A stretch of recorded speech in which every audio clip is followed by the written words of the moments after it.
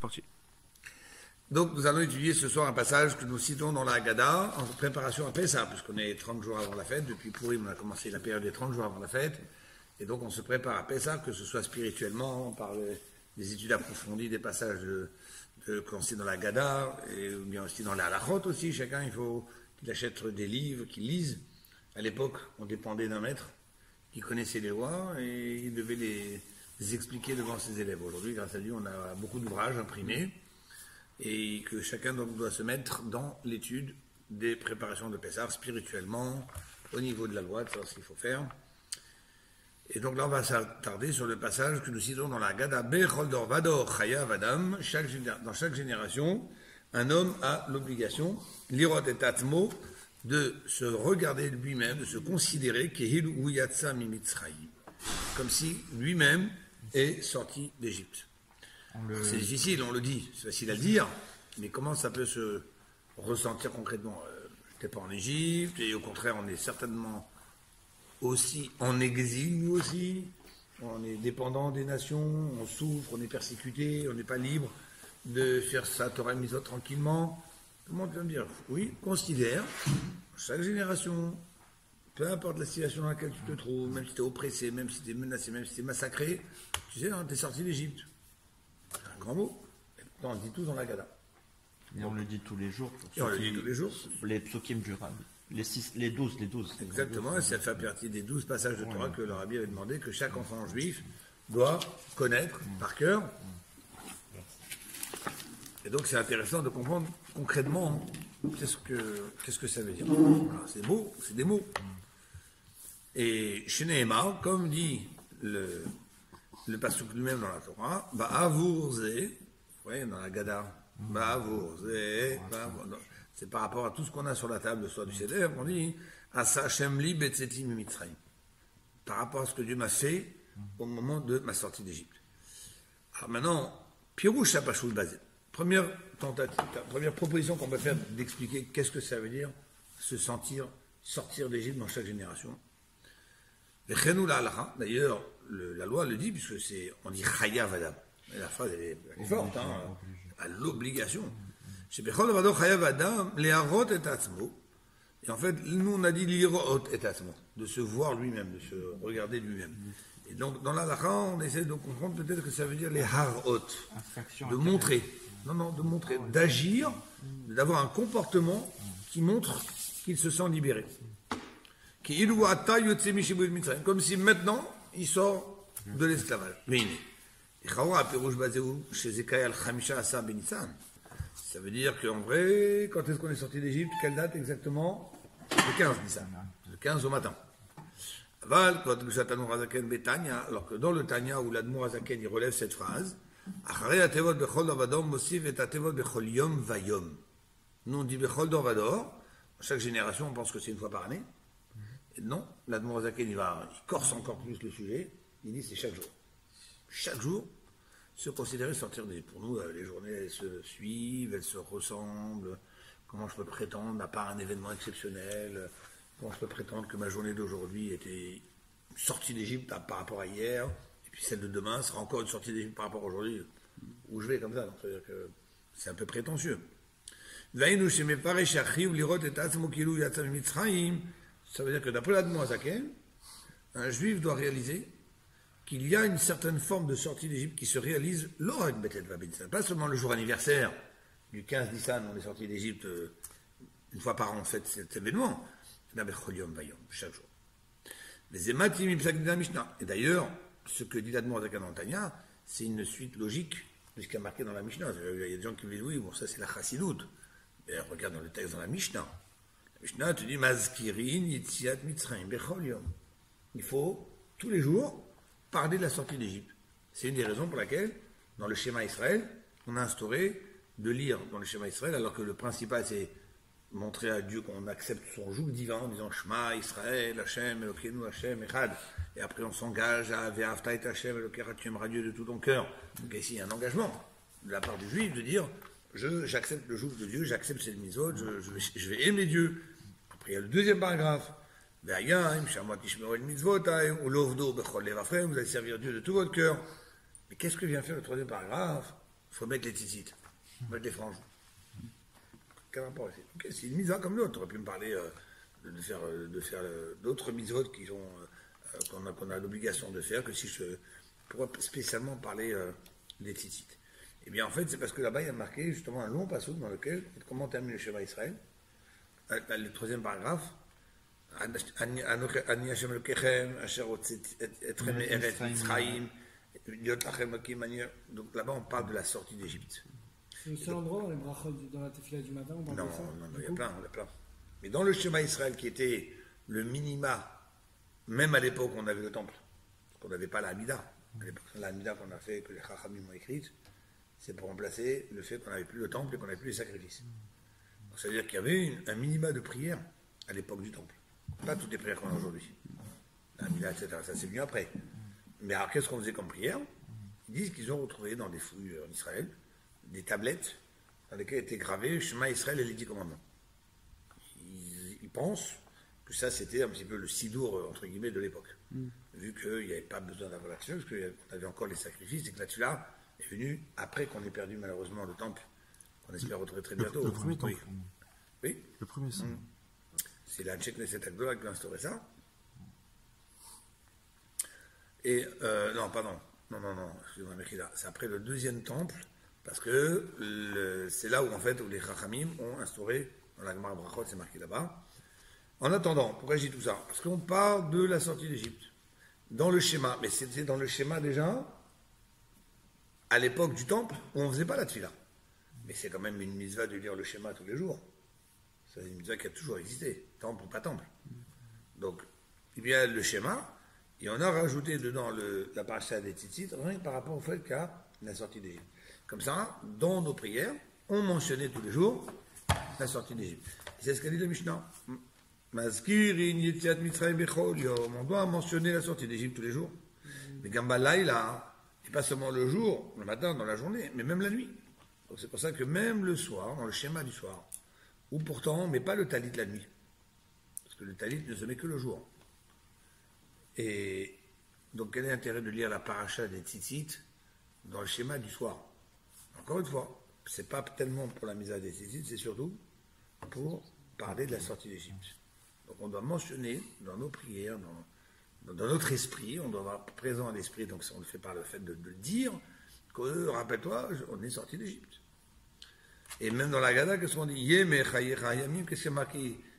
Les mantizkor et tiom tzetra, Dieu veut que je me rappelle du jour de mes tzetra où tu es sorti d'Égypte, kol yemeh chayecha. Vous voyez ces trois mots-là? Kol yemeh chayecha. Tous les jours de ta vie. Et qu'est-ce que nous apprend la Gada? On le lit. Exactement, on le ramène dans la Gada, mais c'est dans la Mishnah à la base. Yemeh chayecha. La Torah aurait pu dire, tu vas te souvenir de la sortie d'Égypte. Yemeh chayecha, les jours de ta vie. Pourquoi on doit dire kol yemeh chayecha? Et kol yemeh chayecha, la vie à l'élot. Yemeh chayecha, c'est pour te dire chaque jour, quand il fait jour, à l'extérieur, mais même la nuit. Ve'ad kol yemeh chayecha, la vie d'imota mashiach. C'est d'après un avis des sages qu'on ramène aussi dans la Gada. Les chachamim disent que kol yemeh chayecha, ça veut dire même lorsque Mashiach viendra, on continuera encore à se rappeler de qu'on est sorti d'Égypte. Chez Gam be'imota mashiach, yaskel yetziat Mitzrayim. Donc, on fait un constat.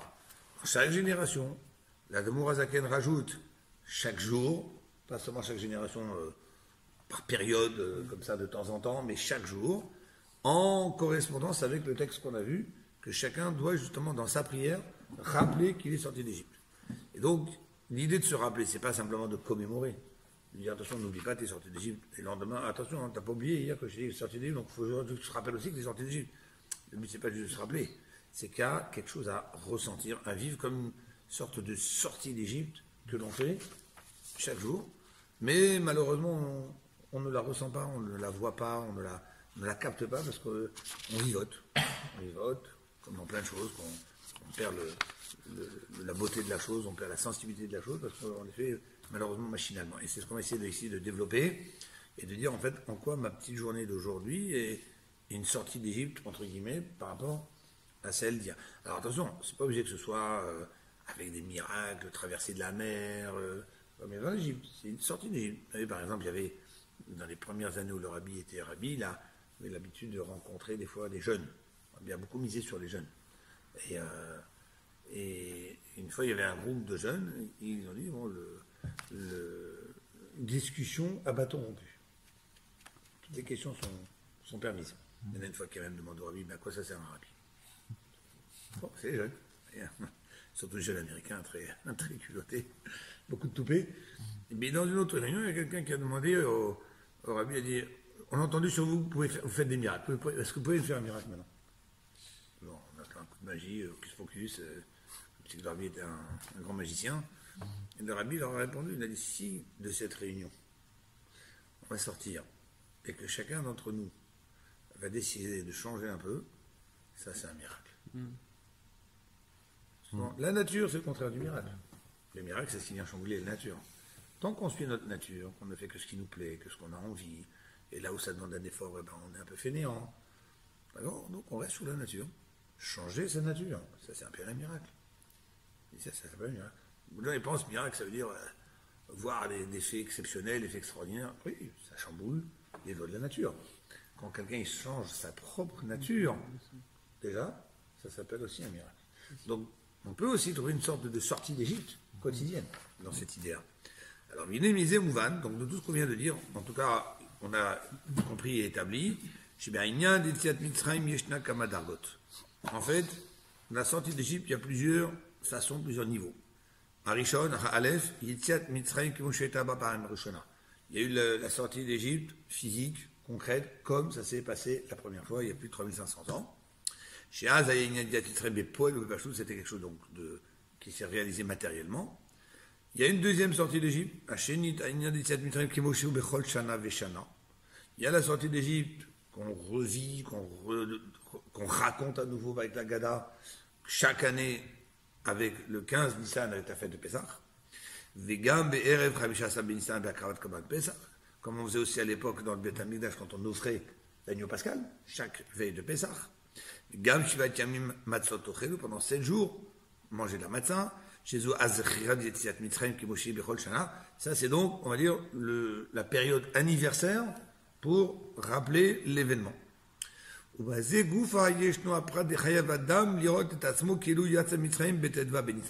Et donc, quand arrive la fête de Pessah, il y en a pour qui la fête de Pessah, pour eux, c'est retourner en Égypte. Parce que pour eux, c'est le ménage. Pour eux, c'est la galère. On ne va pas pouvoir manger ci, on ne va pas manger ça. Chaque chose, ça leur pèse.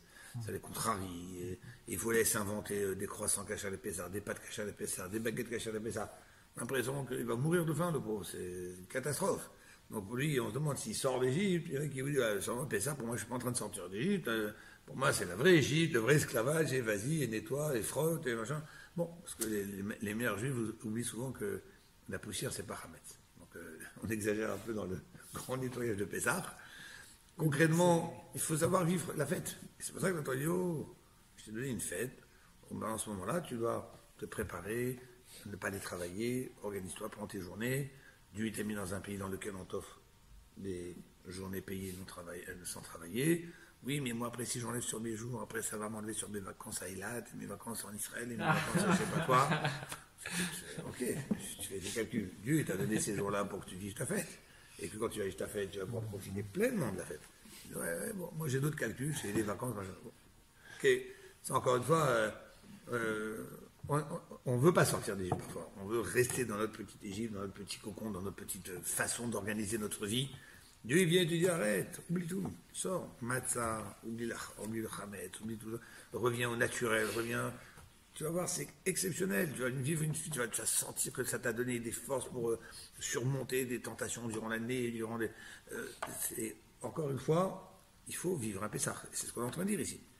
Oui. Pourquoi les autorités rabbiniques, j'en sais rien, ils laissent autant de possibilités aujourd'hui dans Pessah, on a l'impression que c'est pas complet tout Pessah, quoi. Pareil, des pas, des choses comme ça. Ben parce qu'en fait, y a pas, je sais pas si on... tu veux que les rabbins aujourd'hui, quoi, ils entravent, ils s'opposent, ils disent il n'y aura plus rien de caché les Pessah.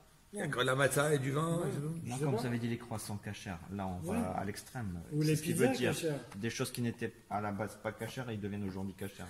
Parce qu'ils ont toujours la position de dire que si on ne donne pas un substitut qui va calmer un peu les ardeurs de mon Yetzer Hara qui est très impatient, qui est privé du Hametz de toute l'année. Si on ne donne pas quelque chose qui va calmer un petit peu ses ardeurs, les Juifs risquent Dieu préserve, de ne pas, dans du style, t'as pas d'excuse. Ok. Bon. Mais encore une fois, ça c'est leur position. Mais nous, on est en train d'essayer d'aller un petit peu au-delà, jusqu'au strict minimum que l'halakha me demande. Moi, j'ai respecté l'halakha, parce que j'ai mangé c'était caché à la Pessah, il y avait un rabbin qui a surveillé. Encore une fois, la chassidoute, elle vient de dire, va chercher plus profondément la notion de Pessah, l'idée de Pessah. Donc on a la sortie d'Égypte complète. On a le fait de se rappeler, de revivre ce moment-là une fois par an. Avec les matzot, avec la Gada, si pour Yitziat Mitzrayim, qu'on doit raconter la Yitziat Mitzrayim et Shatamer et la Gada pendant la Gada. Ça, c'est l'Eltet Vav Nissan, c'est la nuit du Seder. Ou que Moshe Darshum, Shekatu Be'avour Zé. C'est pour ça qu'on dit dans le passage Ba'avour Zé, quand on dit Ba'avour, c'est par rapport à ça. Ça, quand c'est quelque chose de démonstratif, c'est quoi ça? On montre ce qui est sur la table. Ba'avour Zé doit martir la Beshachesh Matzah ou Maror, Munachim Lefanecha. Au moment où tu as la Matzah de Maror devant toi. Ça, c'est donc la deuxième façon de se rappeler, de revivre un peu la sortie d'Égypte. Vers Gimel, et maintenant il y a le troisième niveau de sortie d'Égypte qu'on doit revivre, c'est Aïnyan Yetziat Mitzrayim Kemoshu Bechol Yom Vayom Bekriyat Shema. Cette sortie d'Égypte que chaque jour on nous a demandé de mentionner, de rappeler, et pas simplement juste rappeler pour ne pas oublier, pour se rappeler qu'on doit revivre. Il y a une petite sortie d'Égypte qui se fait, en tout cas une sortie d'Égypte qui se fait chaque jour. Maintenant, quelqu'un va dire, oui, mais tu en fais plus que ce que la Torah te demande. Parce que nous-mêmes, on a dit, ça veut dire lorsque sont déposés devant toi le maror et la matzah. Donc, tous les jours de l'année, il faudrait mettre maror et matzah. Et non, c'est pas contradictoire. Pourquoi? Parce que même si le matzah et le maror ne sont pas physiquement là tout le jour de l'année, leur dimension spirituelle existe. Il tira Mizounia des Pesach Matzah Maror. Pas seulement Matzah Maror, même Pesach, il existe toute l'année. Gambe Cholium, chaque jour, il y a une dimension de ce korban qu'on va développer, mais c'est pas vraiment le sujet. Mais en tout cas, si quelqu'un veut argumenter, mais la Torah t'a dit qu'il faut que tu aies devant toi Matzah et Maror, oui, ils sont là. Ils ne sont pas là physiquement devant moi, mais ils existent. Yesh od inyan adalet mitziat mitzrayim wale al kulana. Il y a la quatrième façon de sortir d'Égypte, Gam Bimot Hamashiach. Lorsque le Mashiach viendra, où là ce sera la perfection totale, la plénitude, le dévoilement de Dieu, il n'y aura plus de Yetzer Hara, il n'y aura plus de dia, il n'y aura plus de... Où il y a sortir d'Égypte à ce moment-là? Quelle Égypte? Par définition, l'Égypte c'est quelque chose de négatif. Par définition, Mitzrayim, on l'a dit plus souvent, très souvent, Mitzrayim c'est du mot Metzar qui veut dire limite, étroitesse. Quand Mashiach sera là, il n'y aura plus d'étroitesse. Donc de quoi je vais sortir? De quelle étroitesse je vais sortir? Tout sera très large. Mais il y aura aussi, ce qu'on a dit, que quand Mashiach viendra, Dieu nous montrera des merveilles encore plus grandes que celles qu'il nous a montrées à l'époque de la sortie d'Égypte. Ce qui veut dire qu'il y aura une sorte de sortie d'Égypte aussi lorsque Mashiach viendra. Matériellement parlant, après je ne sais pas si c'est des fake news comme on dit, mais on dit que le peuple juif va souffrir, blablabla, blablabla, que Jérusalem va être attaqué, je sais pas quoi, l'Iran, machin, etc. Et que finalement, après, il y aura le Mashiach. Est-ce que ça ne fait pas partie de, justement, d'une sorte de revivre la sortie d'Égypte? Est-ce que finalement, la sortie d'Égypte, c'est pas oui, ben, le before Mashiach, quoi? Oui, ben, toi, tu parles à ce moment-là. Avant tu parles de la période pré-Mashiach. Exactement. Mais nous, on parle maintenant, même une fois que Mashiach sera dévoilé. Donc, la question, mais quelle Égypte va rester? Puisque, on tourne la page, ce que dit le passo, qui met cette rameret, Mitzrayim, Arenu Niflot, le verso. Donc, comme à l'époque de la sortie d'Égypte, Dieu nous remontrera des merveilles pour nous montrer que c'est une nouvelle sortie d'Égypte.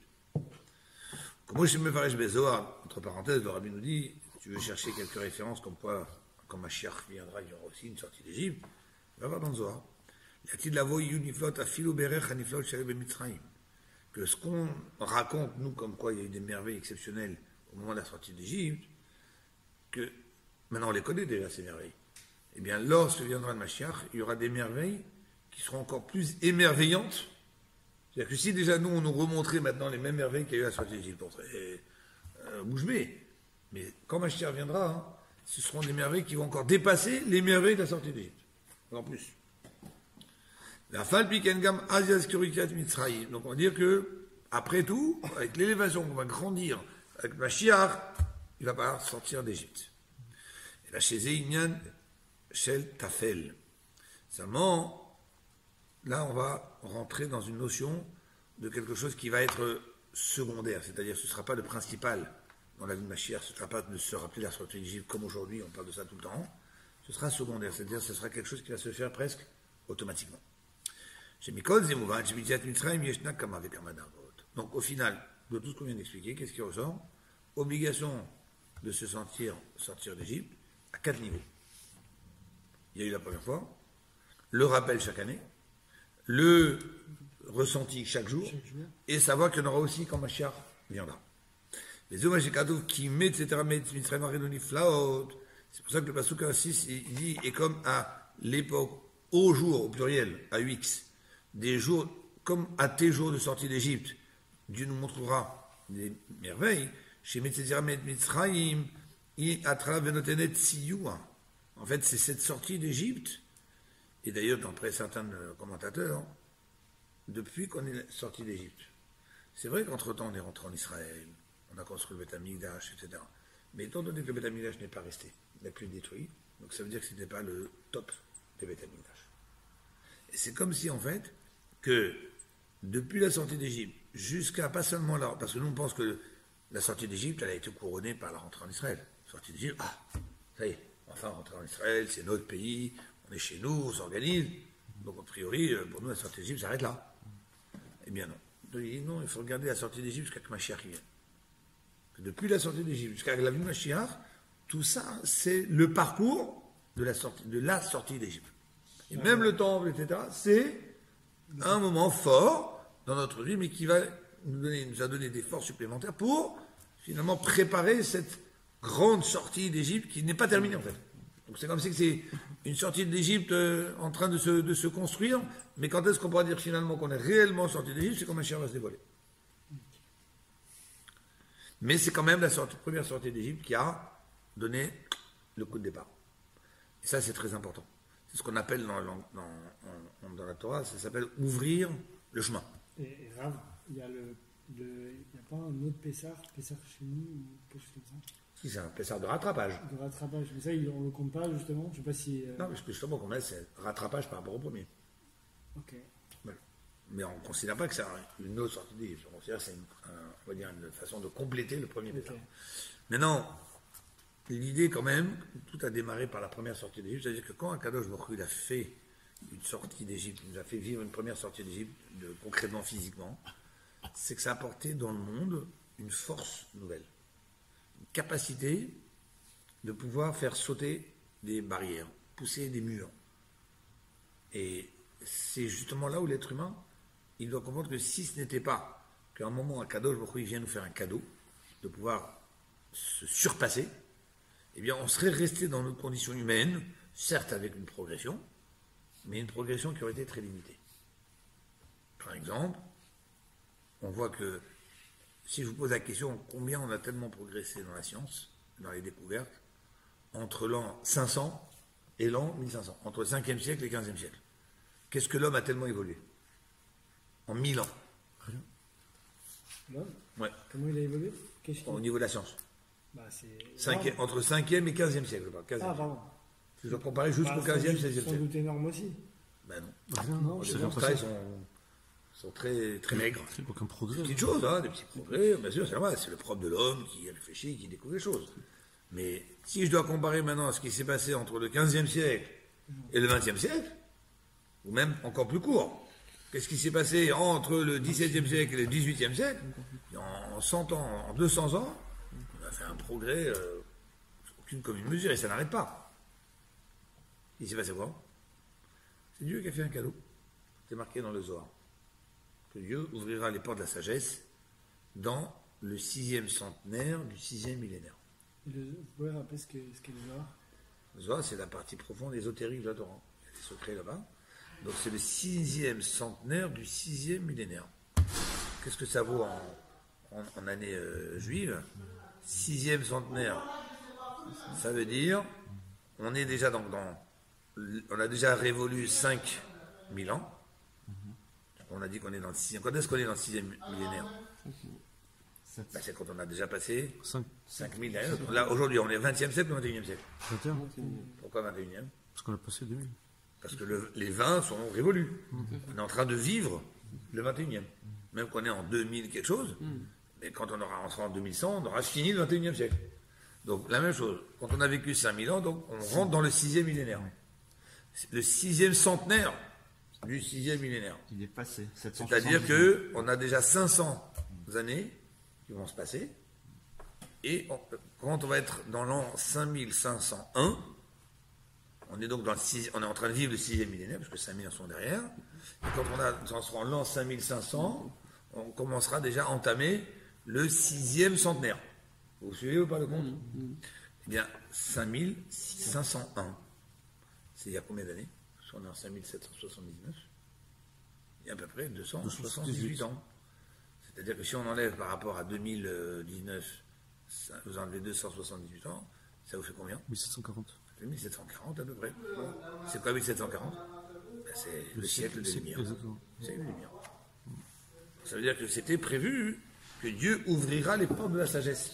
Donc ça veut dire qu'il a fallu, pour que l'homme, qui a un peu, entre guillemets, végété, on va dire, pendant des siècles, dans ses découvertes, dans ses progressions, il a très peu avancé sur des milliers d'années, en quelque temps, des découvertes, des machins, des trucs. Et ça, parce que c'est un cadeau qui a fait un cadeau lui-même. C'est écrit noir sur blanc dans le Zohar, ça? Oui. Ou il n'y a pas écrit d'autre chose? Il y a plein de beaucoup. Oui, c'est marqué que Dieu ouvrira. Il y a marqué que Dieu ouvrira les sources de la sagesse d'en haut et les sources de la sagesse d'en bas. Alors, la sagesse d'en bas, ça veut dire la sagesse, la science, terrestre, biologique. Ça, c'est ce qu'on a vu, les découvertes scientifiques. Et c'est quoi la sagesse d'en haut? C'est la chassidoute. Et c'est à cette même période, Baal Shem Tov et toutes les enseignements de la chassidoute. On n'avait pas avant. Concrètement, ça c'était prévu, mais ce que je vous montre avec ça, c'est que l'homme, autant il a la capacité avec son intelligence de découvrir, de développer, de créer des nouvelles idées. Donc on est en train d'expliquer que si ce n'est pas Dieu qui donne ce coup de pouce à l'être humain il a beau avoir déjà une capacité extraordinaire de la chorma, qui par définition est la capacité à l'homme de pouvoir découvrir, développer ce que n'ont pas les autres créatures, mais ça restera limité. Et donc, quand Dieu va donner un coup de pouce, voilà, dans le 6e centenaire du 6e millénaire, Dieu il a donné la super il a ouvert les sources de la sagesse, puis tout d'un coup l'homme il est parti. C'est pas que l'homme a changé. L'homme il est resté avec les mêmes outils, qui sont son cerveau, son intelligence. Mais Dieu lui a ouvert des perspectives, des nouvelles façons il lui a donné accès à des découvertes. Bien la même chose dans cette idée. Qu'est-ce qui s'est passé à la sortie d'Égypte? Quand on est sorti d'Égypte, c'est pas bon, ça y est, on n'est plus esclave. Avant de descendre en Égypte, on n'était pas esclave. On est descendu en Égypte, on nous a rendus esclaves. Et on va dire que la sortie d'Égypte a remis les choses à leur place. On est redevenu libre comme avant qu'on soit descendu en Égypte. Eh bien non, c'est beaucoup plus que ça. Sortir d'Égypte, ça veut dire qu'Akadosh Baruch Hu a mis dans les gènes du peuple juif une nouvelle force, la capacité de surpasser, de bousculer les lois de nature, les lois de la nature. Qu'un juif va être capable, avec sa décision, avec sa persévérance, avec sa conviction, être capable d'aller faire des choses que la logique a dit mais c'est voué à l'échec, c'est impossible. La résistance d'Israël en soi, c'est un exemple. Et le fait qu'Israël fasse tout ce qu'il fait au quotidien, le peuple juif. Oui, mais pas seulement. Juste, toi, tu parles d'Israël aujourd'hui. Inexplicable. Toi, tu parles d'Israël aujourd'hui. Mais parle de ce que le peuple juif a subi pendant tellement de milliers d'années de persécutions, de massacres, et ils sont là. Ils déjouent toutes les lois naturelles. Mais pas seulement ça. Quand les juifs, des fois, sont dans des situations étriquées, ils ont la capacité d'aller continuer à s'attacher, à rester fortement liés avec leurs valeurs, au-delà de tout raisonnement. N'importe quelle autre personne récapitule, elle dit ok, c'est bon, j'arrête.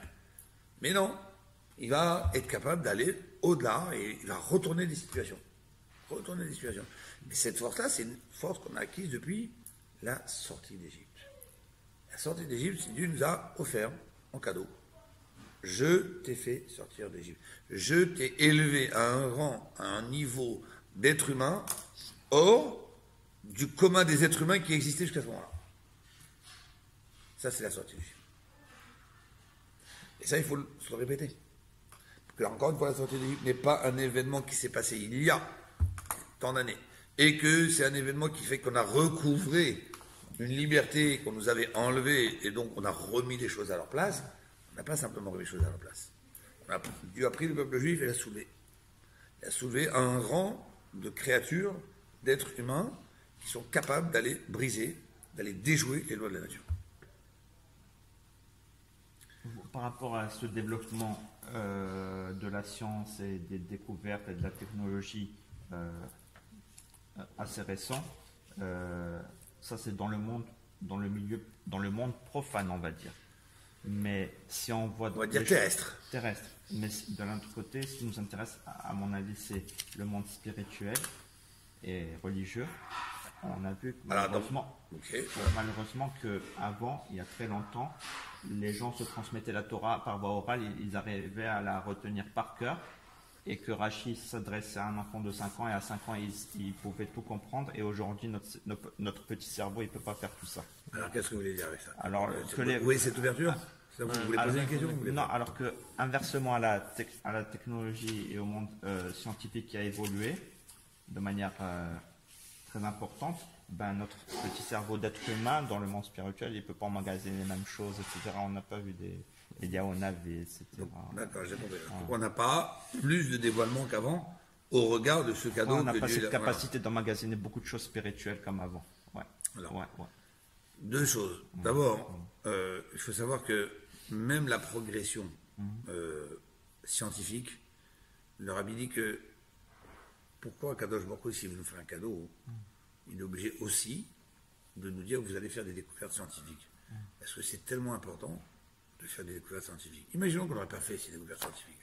Les gens, ils vivaient moins bien avant. Beaucoup de gens se posent la question aujourd'hui. Est-ce qu'on vit mieux aujourd'hui? On veut mieux avant. C'est une question au bac de philo. Voilà. Et tout est relatif. Ça dépend qu'est-ce qu'on pense vivre bien. Concrètement, aujourd'hui, beaucoup de gens diront et les maladies, et la pollution, et le travail, et qu'aujourd'hui tu peux travailler sans arrêt. À l'époque, quand il faisait nuit, on allait dormir. On était reposé. Mais là, aujourd'hui, tu travailles tout le temps, ne t'arrêtes pas. Bon, on peut en trouver plein, comme ça. Oui, mais on se coupe, à l'époque, on se coupait la gangrène, on coupe la jambe. Pour Hachem, les vaccins. Aujourd'hui, en gangrène aussi, on coupe la jambe. Ça n'a pas changé. Non, il y a des progrès médicaux. Mais est-ce que peut-être que, vous savez, comme quelqu'un dit aujourd'hui, quand on est jeune, on travaille, on se tue la santé pour le travail, et puis après, il faut essayer de travailler pour essayer de rattraper sa santé, parce qu'il faut gagner de l'argent pour payer après les médicaments qu'on doit soigner avec. Donc, peut-être qu'on a aussi tué notre santé parce que on a pensé pouvoir encore vouloir gagner. Donc il y a plein de façons de voir les choses. Mais est-ce qu'on va dire que les gens heureux ne sont heureux qu'aujourd'hui? Non, mais c'est deux choses différentes. Le taux de mortalité, il a diminué, l'espérance de vie, elle est plus importante. D'accord. Okay. Et alors, est-ce qu'on va dire que maintenant quelqu'un qui vit avec différentes maladies et grabataire sur son lit, est-ce que... Non, mais avant, je reprenais le... On va trouver de chaque côté. Vous allez vous me donner des arguments, je vais faire moi l'avocat de l'autre côté. Je vais vous montrer que... Ce souhait de vivre jusqu'à Dmeav et Srim Shana, il n'est pas d'aujourd'hui. Je veux dire qu'on souhaite aux gens de vivre jusqu'à 120 ans en bonne santé. David Ameller, comme on a dit, jusqu'à Shivim Shana. Aujourd'hui, on voit au prochain, les gens ils vivent jusqu'à 80, 90 ans en bonne santé. Même beaucoup avant, il y avait aussi. Et plus encore, pourquoi? Parce que justement, il y avait un tri qui était fait à la naissance. Ne tenaient que ceux qui étaient capables de tenir. Aujourd'hui, même un bébé qui est né à 5-6 mois, prématuré, on est capable aussi de le faire vivre. Mais dans quel état il va vivre? Dans quelle force il va vivre? Avec quelle énergie il va vivre? Il sera faible. C'est sûr. Donc, est-ce qu'il va vivre longtemps? On espère. Mais c'est-à-dire, plus on va faire vivre des embryons, ou des enfants qui normalement, naturellement, auraient dû être éliminés parce qu'ils n'avaient pas la force pour tenir, et plus en même temps, on peut aussi créer laisser vivre. Il faut les faire vivre. Mais on va laisser vivre aussi des personnes qui, avec des médicaments, avec des opérations, avec ci, avec ça, qui normalement à l'époque, on n'aurait pas dû tenir. Donc, il n'y a pas ce tri naturel. Ouais. Donc, mais Le trait, ouais. Bon, ça, c'est des cas extrêmes. vous savez, Les dans femmes tout ça, vous n'oubliez pas de qui rentrer. meurent, qui meurent en couche, etc. Bon, Oui, mais- aujourd'hui, les femmes qui Bien meurent sûr. plus en couche, elles mais- mourent en couche, non pas parce qu'elles n'avaient plus le droit de vivre, mais parce que. Mais vous regardez le côté positif de ce qu'on a gagné. Bien sûr. Hein. Mais le côté négatif qu'on a peut-être perdu avec toutes les maladies qu'on a développées, et la vie stressée, angoissée, déprimée, malheureuse, on vit aujourd'hui parce que justement il y a tellement des valeurs tellement qui sont banalisées, qui sont perdues, les gens les oublient. Regarde ça. On va voir. On peut mettre dans une balance, qu'est-ce qui pèse le plus? C'est ça la question. Définitivement, c'est le côté spirituel. Alors, J'aurais aimé attention, vivre j'arrive, à l'époque je- où il y avait que des gdolim, des tzadikim, etc. dans cette ambiance, quelle que soit l'espérance de vie. Qu'est-ce qui est la plus belle vie? Est-ce que c'est une plus belle vie parce qu'elle est matériellement, d'apparence, plus facile? Ou est-ce que c'est une plus belle vie parce que justement on a le côté Moderne, spirituel, lumière, qui était plus dévoilé, plus recherché à l'époque que simplement de la vie? Alors, encore une fois, il y a plein de bonnes choses qui ont été gagnées, mais pourquoi je parle de tout ça? Pour dire que si Akadosh Baruch Hu voulait nous faire un cadeau et qui voulait nous ouvrir des perspectives nouvelles avec des nouvelles sagesses. Pourquoi Dieu a choisi d'ouvrir les deux en même temps, c'est-à-dire la sagesse biologique, scientifique, des découvertes, et en même temps la sagesse spirituelle qui est l'enseignement de la chassidut qu'on appelle le côté caché qu'on ne connaissait pas jusqu'à maintenant. Un m'aurait suffi. Ce côté lumière, ce côté spirituel, ça aurait été super. Le Rabbi dit que si Dieu a fait les deux en même temps, c'est justement parce que même la découverte scientifique va aider à nous préparer à la vie de Mashiach comme le dévoilement de spiritualité. C'est-à-dire que tout ce que Dieu a dévoilé en Torah, tout ce que Dieu a dévoilé la Chassidut avec ses nouveaux enseignements, eh bien, quand il a aussi en même temps permis à l'être humain d'accéder à des nouvelles découvertes biologiques scientifiques, c'est parce que ces découvertes-là vont aider l'être humain à mieux se préparer à la vie de Mashiach. Un exemple tout simple. On parle de... Oui, Le lait et la viande? Non, pas mélanger. ça a toujours été. Non, je sais pas. Non, mais moi je parle de... La Non, Chassidut, parce que c'est... vous disiez souvent que justement, cette vague de ne pas mélanger le lait et la viande, même les médecins ont montré que c'était bien pour le corps. Ah oui, dans ce sens, oui. Ouais, c'est ça. C'est-à-dire qu'en fait, le progrès de la médecine va quelque part aller lui aussi convaincre l'être humain le bien fondé des mitzvot. Alors non pas que ce soit la raison pour laquelle Dieu a dit de ne pas faire ça, mais ça va être la conséquence positive du fait qu'il va y avoir dans beaucoup de choses. Par exemple, on parle de la résurrection des morts. Si quelqu'un aujourd'hui, on parle de la résurrection des morts, il va faire un petit sourire. Ça va, bon, il faut y croire. Et aujourd'hui, on peut cloner une personne. On prend une cellule vivante avec une cellule d'une personne, on clone et puis on crée la personne. Ouais, enfin, aujourd'hui, ça, c'est pas. C'est interdit de le faire. Ah, C'est pas C'est éthique, un problème c'est pas d'éthique, éthique. voilà. Ah, ok, d'accord. Mais ça veut C'est dire vrai qu'on qu'on a est cloné capable de le des faire. animaux. On a cloné des Il y en a animaux. qui Voilà. le fait clandestinement. Mais On Rav, est capable de le faire. Donc concrètement, ça veut dire que faire vivre une personne qui est décédée, c'est plus quelque chose qui est incroyable. Techniquement faisable. Ça veut dire qu'en fait, là, et pas seulement ça, qu'est-ce que nous aide à découvrir ça? Avant, tout était dans le domaine de la foi. Croire, juste croire, accepte, c'est comme ça. La science, elle est venue, arrêter de croire, dire que tout c'est la foi, c'est la croyance. Non, tout s'explique. Là, c'est parce qu'il y a ça, et s'il pleut, c'est parce que ça, et s'il y a ça, c'est parce que ça, et s'il y a un. En fait, on n'explique pas grand-chose. On découvre davantage comment le système fonctionne. Mais le pourquoi il fonctionne comme ça, on ne le sait pas. On sait comment ça marche. Mais pourquoi juste à ce moment-là il y a ça? C'est parce que c'est le temps, c'est le climat, c'est machin.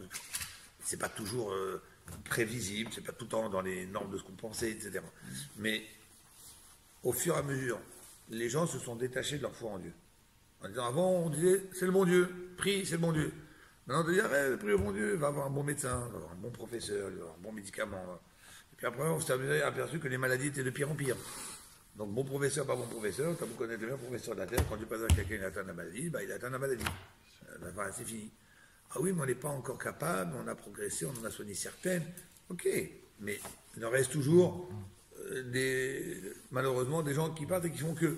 Donc, quelque part, ça a permis à l'être humain d'arriver à faire une symbiose entre les deux. C'est-à-dire, il a sa émouna, Mais au lieu que ce soit une émouna basique, naïve, c'est une émouna qui est construite, c'est une émouna qui est enrichie. C'est-à-dire que quand, avec la science, on découvre le côté infini qu'il y a dans le corps de l'être humain, qu'il y a dans l'espace, qu'il y a dans le monde, qu'est-ce que ça fait à l'être humain? Ça lui grandit Dieu davantage. Ça lui montre à quel point ce monde merveilleux, avec tout ce système écologique qu'il y a dedans, tout ce système d'équilibre écologique, tout ça, c'est incroyable comment c'est fait au millimètre près, comment ça marche. Et plus la médecine va avancer, plus la médecine va nous démontrer que ce qui se passe, en fait, c'est pas normal. Le résultat de ce qui se déroule dans ce monde, c'est tellement pas normal, ça devrait pas être comme ça. Et donc la seule raison pourquoi il faut l'expliquer, c'est parce qu'il y a un Dieu qui est là pour faire en sorte que ça marche. Donc quelque part, c'est pas que la science qui a au départ enlevé un peu cette foi en disant ah oui, même tout s'explique. Mais cette science aujourd'hui avec ses progrès arrive à quelque part à démontrer à l'être humain la grandeur et l'immensité de la présence de Dieu dans le monde. Et il y a plein de choses qu'on peut mettre sur la table dans cet esprit. Mais ça, c'est ce que le rabbi disait en fait. Pourquoi Dieu il a prévu d'avoir les deux dévoilements en même temps, et de la chassidoute, et de la science biologique et terrestre et scientifique, parce qu'en fait, les deux ensemble vont porter le peuple juif à se préparer à une Mashiach. Donc ça, c'est déjà pour répondre en quoi c'est pas qu'il y a eu d'un côté quelque chose, et de l'autre côté, il n'y a pas eu. Il y a eu les deux. Et à part ça, maintenant, pour répondre à la question, mais comment ça se fait, quand vous dites avant, on avait des grandes...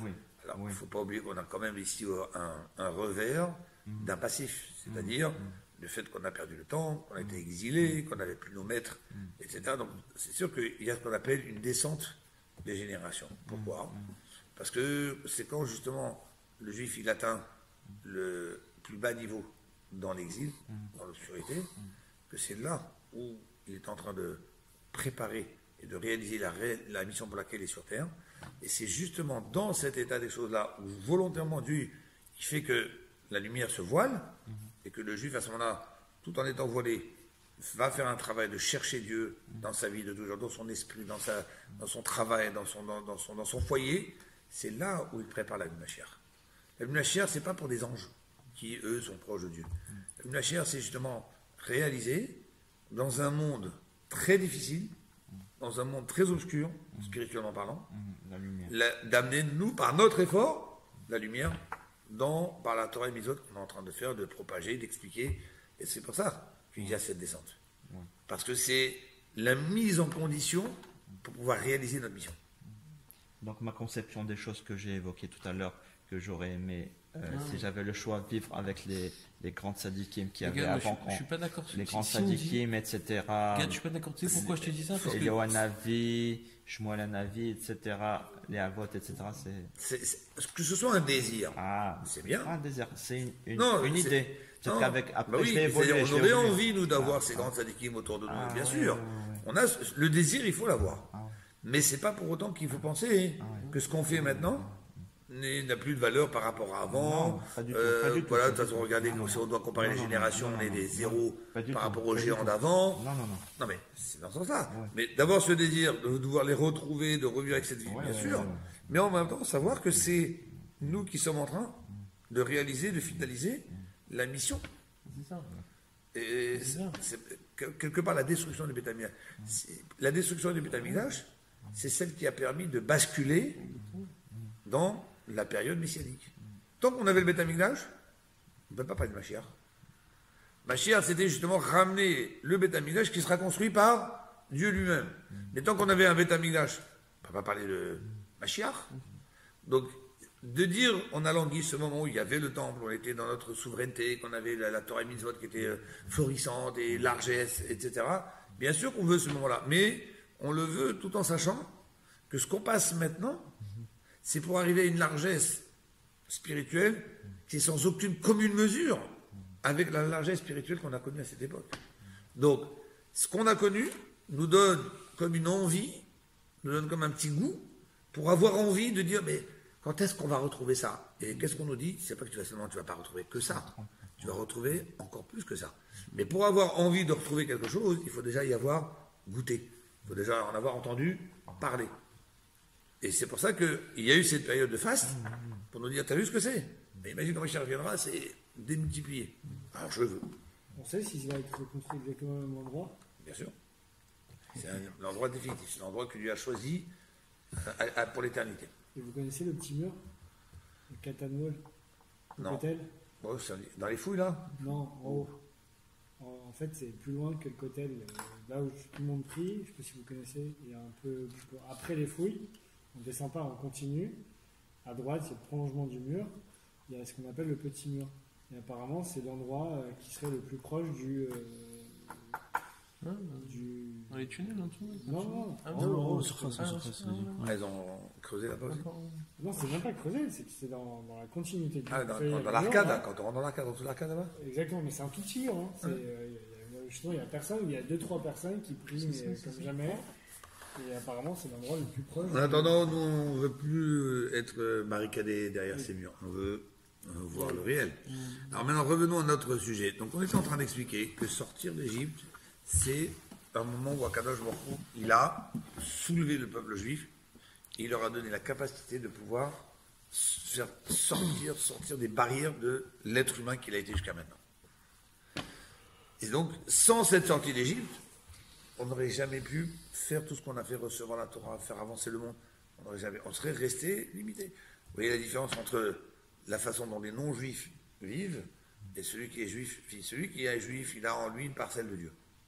Cette parcelle de Dieu qui est cette partie illimitée de Dieu va booster l'être humain. N'importe quelle personne peut l'obtenir. Quelqu'un veut se convertir au judaïsme, il vient, il apprend, il étudie, il se convertit, et il reçoit aussi cette parcelle de Dieu. Mais tant qu'on n'a pas cette parcelle de Dieu, on ne peut pas avoir cette vision, cette capacité d'aller transformer, d'aller retourner, de bousculer des choses que la nature impose. Et ça, c'est donc une forme de sortie d'Égypte qu'on a aujourd'hui. Alors maintenant, le Mahamar est en train de nous expliquer que toute cette force, on l'a eu bien sûr à partir de quand? À partir de la première sortie d'Égypte. Donc quand on a dit qu'il y a 4 niveaux de sortie d'Égypte, il y a la première qui s'est passée concrètement. Il y a la deuxième qu'on doit se rappeler chaque année à Pessah. Il y a la troisième qui est tous les jours. Et la quatrième, comme Mashiach reviendra. Mais tout ça, ça a un départ. Le départ, c'est la première sortie d'Égypte physique qui a pris le peuple juif et qui les a soulevés pour être à un niveau d'être capable, pour tout le restant de leur histoire, de vivre chaque moment, chaque instant, la sortie d'Égypte. Et c'est ça qui nous donne la possibilité de voir dans le quotidien que nous sortons aussi, nous dépassons certaines limites. Et c'est cette première sortie d'Égypte qui va nous permettre de vivre encore une autre sortie d'Égypte plus belle quand il y aura le Mashiach. Mais parce que quand même quand Mashiach viendra, on a dit qu'on continuera à rappeler la sortie d'Égypte. C'est la Torah qui nous le demande. Et la Torah, c'est une Torah de vérité qui est éternelle. C'est-à-dire que la sortie d'Égypte, la première qu'on a vécue, va avoir un impact aussi lorsque Mashiach viendra, chez Az Arenu Niflaot, où Dieu va nous montrer les merveilles. Maintenant, avant de déployer, parce que tout le temps on parle dans la théorie, mais avant de passer à expliquer concrètement comment on peut vivre cette sortie d'Égypte de 4 niveaux, le Rabbi va quand même terminer dans ces questions avec une autre question. Il dit Choré no Mouvan. Il reste quand même aussi une question qu'il faudra éclaircir, mais avec la réponse, tout va s'éclaircir en même temps. Itabe Midrash. Le Midrash nous dit chez Arshav Urak Irusin, que là, la période qu'on est en train de vivre maintenant, depuis la sortie d'Égypte jusqu'à la vie de Mashiach, c'est comme on sait qu'on compare dans la Torah Dieu, peuple juif, avec mari et femme. Shira Shirim, le fameux cantique des cantiques, ou un fiancé qui s'adresse à sa fiancée. Et donc, on explique dans le Midrash que cette période que nous vivons maintenant, jusqu'à que Mashiach se dévoile, ça s'appelle les fiançailles. Ou la Tidavo, il est Nisui. Quand Mashiach se dévoilera, là, ce sera le mariage. Oui, Prat, oui. On dit déjà qu'on est le mari et la femme. Oui, fiancé. Ah, on est Fiancé et eux. Donc on ne dit pas qu'on est mari et femme. Dans le sens où on est homme et femme. Okay, C'est-à-dire, Dieu, c'est le mâle, l'homme, le zachar, le masculin, et nous, on est féminin. Et surtout, si on s'appuie sur ce que dit le Zohar qu'on a rapporté tout à l'heure. Que les futurs miracles que Dieu va nous montrer quand il y aura Mashiach, ce sera encore beaucoup plus merveilleux que ce qu'on a vécu déjà en Égypte. Si on fait mention de tout ce qui est marqué dans les versets qui parlent de la future venue de Mashiach, Nigla Kvod Hashem, Dieu se dévoilera, Veraukol Bassar Yarda, les yeux des chairs, nos yeux biologiques, verront qui pi Hashem Diber. Comme quoi, c'est dans chaque élément de la nature, c'est la parole de Dieu qui maintient le monde en existence, comme depuis la création.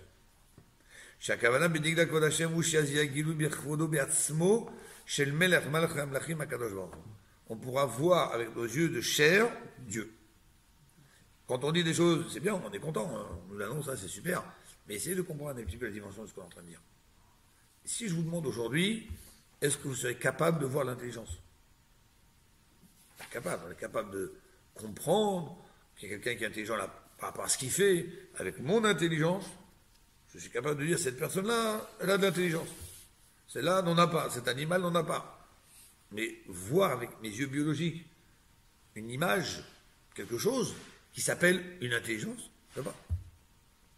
Eh bien, si déjà l'intelligence, je ne peux pas la voir, alors que tout ça, ça reste quand même du niveau humain, mais parce que mes yeux sont limités, on nous dit que quand Mashiach viendra, on pourra voir Dieu lui-même. Dieu lui-même. Les yeux dans les yeux. Les yeux qui pient Hachem d'Iber. Ça veut dire qu'on sera dans un monde physique? Oui, bien sûr. C'est ça justement tout le but de notre travail. C'est de se rendre compte que ce monde physique qui est raffiné, élevé, spiritualisé, parce que justement on y pratique des mitzvot avec beaucoup d'objets physiques matériels. Donc ces objets physiques et matériels, on les imprègne de cette lumière divine, on dévoile en eux une force divine qui fait que lorsque Dieu va enlever enfin ce voile qui est dans nos yeux physiques, qui vont nous permettre de saisir Dieu, on verra dans chaque chose matérielle la divinité qui anime cette chose-là. Mais c'est ça dont on dit, tout le monde verra que c'est la bouche de Dieu qui a parlé. Quand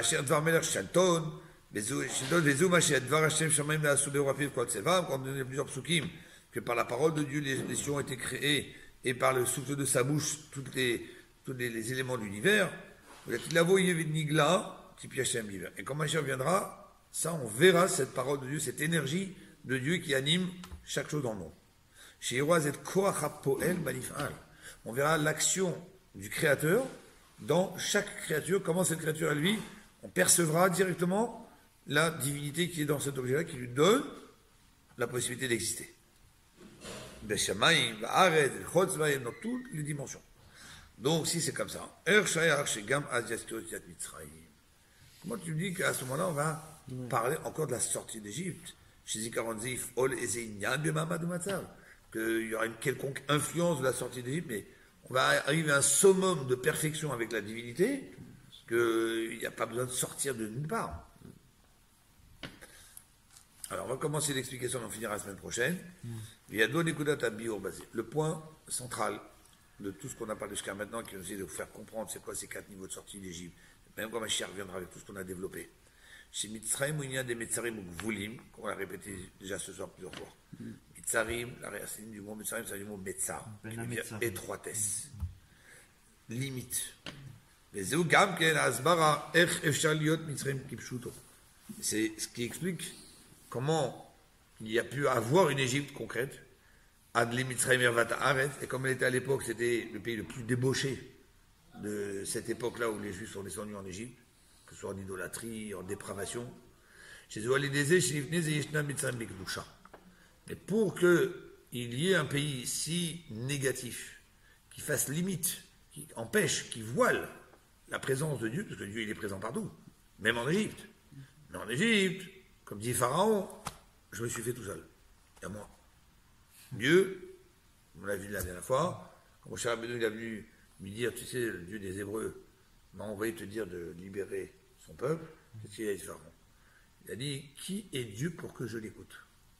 Il n'a pas dit qui est Dieu, je ne connais pas. Il a rajouté pour que je l'écoute. Ça veut dire quoi la nuance? Dieu, je connais. Pharaon, il connaissait, il savait, une histoire à parler, il y avait des grands, des géants, des sages, tout ça. Une histoire, comme aujourd'hui on est capable de remonter dans l'histoire, ben, à leur époque, ils pouvaient aussi remonter dans l'histoire. On n'était qu'en l'an 2000. Hein. Là, aujourd'hui, on peut remonter 2000 ans en arrière. C'est ce qui s'est passé sur 2000 ans en arrière. À l'époque, en l'an 2000, parce qu'on est sorti d'Égypte en 2048 de mémoire, ou non, en 2448. Abraham Avinu, il est en 1948. Non. Donc c'était, on est là, bon, bref, 24 siècles. Aujourd'hui, on est capable de remonter sur, il y a plus de 2000 ans en arrière. Au moins, je ne sais pas combien. Eux, vous croyez qu'ils ne savaient pas, surtout qu'il y avait des gens qui avaient vécu hyper longtemps. Pas seulement les sorciers. Il y avait des gens qui étaient vivants, qui ont vécu très longtemps. Abraham Avinu, Adam Arishon, depuis la mort d'Adam Arishon jusqu'à la sortie d'Égypte, après 13 siècles. Et les gens, ils s'asseyaient, ils racontaient, ils parlaient. Et il y en a d'autres qui ont vécu. Noah, tout le monde connaissait le déluge. Pharaon lui-même s'est marqué que quand il a voulu réfléchir à quelle solution finale pour tuer les Juifs en Égypte, lui-même il a dit, on va essayer de contrecarrer la capacité du Dieu des Juifs de se venger sur nous. Comment ? On va l'attraper dans ses propres engagements au Dieu des Juifs. Que le Dieu des Juifs, il a promis qu'il n'emmènera plus jamais le déluge. Donc, ils savaient qu'il y a eu un déluge. Ils en parlaient. C'est pas pour eux, c'était pas nous, aujourd'hui, on imagine ces trucs. Bon. Mais à l'époque, ils savaient qu'il y avait un déluge. Même s'ils ne savaient pas ses conseils, ses sorciers, ils peuvent lui rappeler. De toutes les façons. Mais il y avait des écrits, des archives, il y avait des sages dans chaque génération. Donc, ces Paro, ils savaient tout ça. Ils savaient qu'il y avait un Dieu qui a créé le monde, etc. Mais, ok, il y a le bon Dieu, il fait ses affaires. Moi, il me laisse, moi, je fais mes affaires. Donc, qui est Dieu ? C'est-à-dire, en quoi ce Dieu, il a quelque chose de particulier pour que moi, j'ai une obligation quelconque de devoir l'écouter. Donc, la question, c'est pas, je connais pas Dieu. Je connais Dieu. Mais en quoi le fait que je sais qu'il existe, ça doit impliquer chez moi que je dois écouter ce qu'il me demande. C'est pour ça qu'il a formulé la façon dans les mots, il a dit, qui est Dieu que je dois écouter ? Donc pas qui est Dieu, point. Je ne connais pas Dieu. Je connais. Mais qu'il n'arrive pas avec moi. Lui, il est dans les cieux. Il a créé le monde. Il a essayé de nous débrouiller. Moi, je me suis débrouillé. Et Pharaon, il disait, je me suis fait. À moi appartient le Nil, qui est l'idole d'Égypte, qui est la source économique de l'Égypte. C'est moi qui... Ve'ani asitini. Je me suis auto-fait. Ça, c'est la grande impureté de Pharaon de l'Égypte. Maintenant, comment on peut arriver à ce stade ? Comment on peut arriver à une chose pareille ? De dire, de connaître Dieu, d'accepter qu'il existe, d'accepter que c'est lui le démarreur, c'est lui celui qui a tout fait, c'est lui qui m'a créé, si je suis là, c'est grâce à lui, et finalement, d'arriver à dire, stop, tu ne rentres pas chez moi. Toi et moi, on ne se connaît pas. Je n'ai pas de devoir vis-à-vis de toi. Eh bien, si ça existe dans ce monde-là, c'est parce qu'il fallait d'abord que ça existe quelque part spirituellement. C'est-à-dire, rien ne peut exister matériellement si ça n'a pas d'abord existé spirituellement. Et c'est ce qu'il nous dit ici. Que comment on a pu arriver à voir apparaître une Égypte concrètement, comme on l'a vu à l'époque de nos ancêtres, Ad Mitzrayim Aret, qui est devenu le pays le plus débauché de la terre,